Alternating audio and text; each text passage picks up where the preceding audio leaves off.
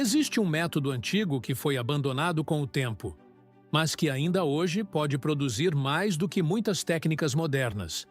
E o mais curioso não é o resultado em si, mas o fato de que ele nunca deixou de funcionar. Ele apenas deixou de ser ensinado. No início do século passado, muito antes da agricultura se tornar dependente de produtos industriais, agricultores observavam padrões na natureza que iam além do que era visível.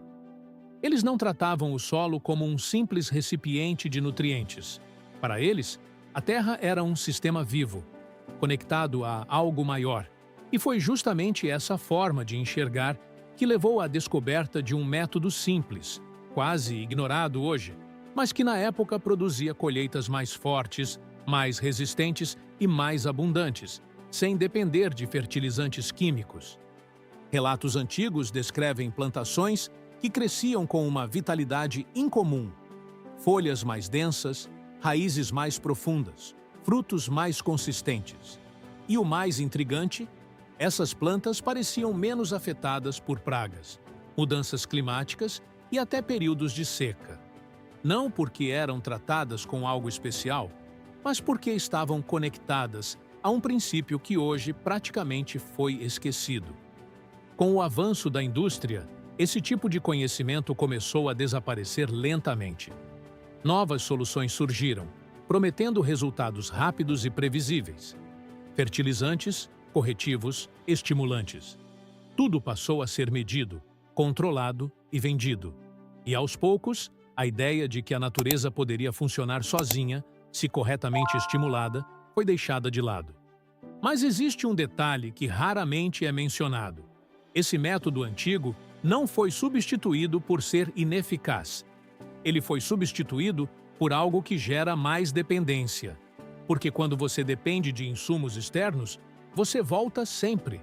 Todo ciclo exige uma nova compra, uma nova aplicação, uma nova intervenção. Mas quando você entende como ativar o que já existe no ambiente, você reduz essa dependência drasticamente. Para compreender isso, você precisa mudar completamente a forma como enxerga o crescimento de uma planta. A maioria das pessoas acredita que plantas se desenvolvem apenas com base em 3 elementos principais: nitrogênio, fósforo e potássio. E sim, eles são importantes. Mas tratar isso como a única fonte de crescimento é como acreditar que um motor funciona apenas com combustível, ignorando completamente a faísca que faz tudo acontecer. Na natureza, nada funciona de forma isolada. Existe um fluxo constante de energia entre o solo e o ambiente ao redor. A Terra possui uma carga elétrica natural, assim como a atmosfera acima dela. E entre esses dois polos existe um movimento contínuo, invisível, mas extremamente importante. As plantas, nesse contexto, não são apenas organismos passivos absorvendo nutrientes. Elas são parte ativa desse sistema, atuando como condutores vivos. A seiva que circula dentro de uma planta não é apenas água com minerais. Ela carrega cargas, responde a estímulos e se move também por influência de forças que vão além da simples capilaridade. Isso significa que o crescimento não depende apenas do que está no solo, mas também de como esse sistema está energeticamente equilibrado. O problema é que muitas práticas modernas acabam interrompendo esse fluxo. O uso excessivo de produtos químicos, o isolamento do solo com materiais artificiais e até mesmo certos tipos de cultivo podem reduzir a capacidade natural da terra de conduzir essa energia. E quando isso acontece, o agricultor tenta compensar com mais insumos, mais correções, mais intervenções. É aqui que o método esquecido entra. Em vez de adicionar mais elementos ao solo, ele busca restaurar esse fluxo natural. Ele cria uma conexão mais eficiente entre a atmosfera e a Terra, permitindo que o sistema volte a funcionar como deveria desde o início. E o mais impressionante é que isso pode ser feito com materiais extremamente simples. A ideia é criar um ponto de condução, algo que ajude a direcionar essa diferença de potencial natural diretamente para a zona onde as raízes estão. Quando isso acontece, o ambiente ao redor da planta muda, não de forma visível e imediata, mas de maneira gradual e profunda. Nos primeiros dias, praticamente nada parece acontecer. E esse é o ponto onde muitas pessoas desistem. Estamos acostumados com resultados rápidos, quase instantâneos. Mas esse método segue o ritmo da natureza, não o ritmo da expectativa humana. Com o passar das semanas, as primeiras mudanças começam a surgir. Não no tamanho da planta, mas na sua aparência. As folhas passam a apresentar um verde mais intenso, mais profundo.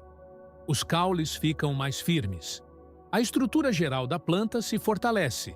Isso acontece porque a planta começa a acessar melhor os recursos que já estão disponíveis no solo, mas que antes não estavam sendo utilizados de forma eficiente. À medida que o tempo avança, o sistema radicular também muda. As raízes crescem mais, exploram camadas mais profundas, encontram umidade onde antes não chegavam. Isso aumenta a resistência da planta a períodos de seca e reduz a necessidade de regas constantes. E então vem uma das mudanças mais interessantes: a relação com pragas. Em vez de combater insetos diretamente, esse método fortalece a planta a ponto de torná-la menos atrativa. Plantas saudáveis produzem compostos que naturalmente afastam pragas, não porque foram tratadas, mas porque estão em equilíbrio.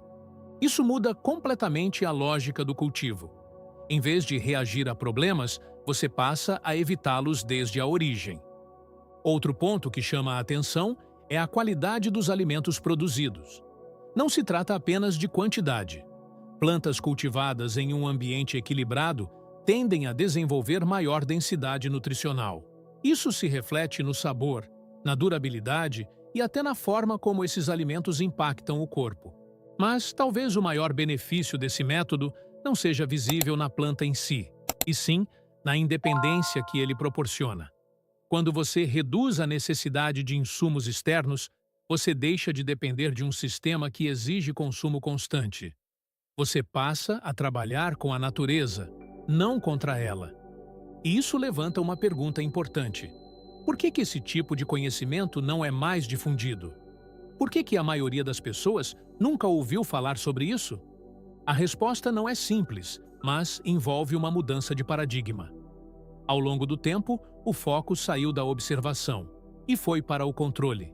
E nesse processo, muita coisa foi deixada para trás. Não porque não funcionava, mas porque não se encaixava no modelo que se tornou dominante.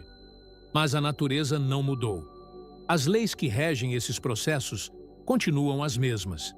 O que mudou foi a forma como lidamos com elas. E talvez seja exatamente por isso que esse tipo de conhecimento esteja voltando aos poucos. Pessoas estão começando a questionar, a observar novamente, a testar por conta própria. E os resultados, em muitos casos, são difíceis de ignorar. Se você olhar para o seu próprio ambiente, seja um pequeno jardim ou um espaço maior, pode começar a perceber sinais disso. Áreas onde tudo cresce com mais facilidade, mesmo sem grandes intervenções. Lugares onde o solo parece mais vivo, mais ativo. Isso não é coincidência. É reflexo de um sistema que ainda está funcionando de forma natural. A diferença é que, agora, você tem a chance de entender isso de forma consciente. E se esse tipo de ideia fez você repensar a forma como enxerga o crescimento, vale a pena continuar explorando. Porque existem outros métodos, outras técnicas e outros princípios que também foram deixados de lado, mas que ainda podem fazer diferença hoje. Então me diz uma coisa, você acredita que esse tipo de conhecimento foi realmente esquecido? Ou simplesmente deixado de lado? Comenta aqui embaixo o que você acha. E se quiser continuar descobrindo esse tipo de conteúdo, se inscreve no canal e deixa o like. Porque tem muito mais coisa que quase ninguém está falando, mas que ainda funciona.